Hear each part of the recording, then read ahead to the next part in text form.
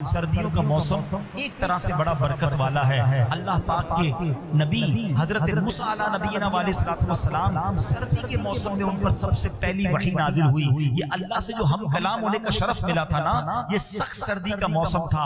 آپ کہیں جا رہے تھے، راستے میں تھے، آپ کی فیملی بھی ساتھ تھی، بہت ٹھنڈ تھی۔ اب آپ نے گرمی کا انتظام کرنے کے لیے دور کہیں آگ دیکھی۔ آپ وہ آگ لینے جب گئے تو دراصل وہ آگ نہیں تھی بلکہ ایک درخت تھا جس پر اللہ پاک کی تجلی ظاہر ہو رہی تھی، اور اللہ پاک سے آپ کو ہم کلام ہونے کا شرف ملا۔ تو یہ سخت سردی کا موسم تھا جس میں حضرت موسیٰ علیہ السلام کو یہ نعمت ملی۔ اسی طرح اللہ پاک کے نبی حضرت عیسیٰ علیہ السلام کی جو ولادت باسعادت ہے یہ بھی سردیوں کے موسم میں ہوئی۔ قرآن پاک کی بہت ساری آیتیں یہ بھی سردیوں میں نازل ہوئی۔ سورہ نور کی 10 یا ایک روایت کے مطابق 17 آیات جس میں مسلمانوں کی امی جان حضرت عائشہ صدیقہ رضی اللہ تعالی عنہا کی شان و عظمت اور آپ کی عزت و پاک دامنی کا بیان ہوا۔ یہ آیات بھی سردیوں میں نازل ہوئی۔ غزوہ احزاب جسے غزوہ خندق کہا جاتا ہے، میں اللہ سے دعا کرتا ہوں اللہ آپ کو جلدی جلدی مدینے کی حاضری عطا فرمائے۔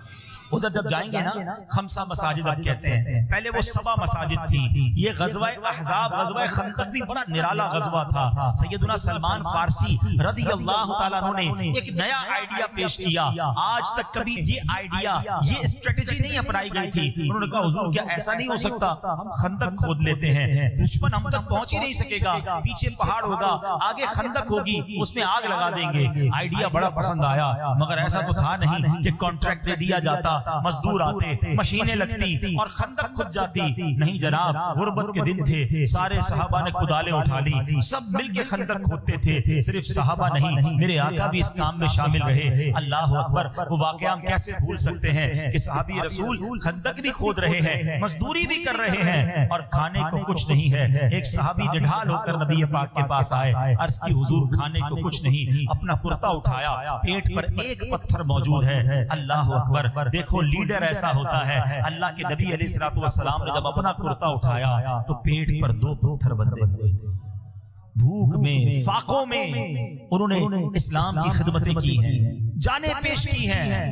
آج ہمارے پیٹ بھرے ہیں، مسجدوں میں پنکھے لائٹیں ہیں، قالین بچھے ہوئے ہیں، مگر ہمیں دین کے لیے وقت نہیں نکلتا، ہم اسلام کی خدمت کے لیے وقت نہیں دیتے، قربانی نہیں دیتے۔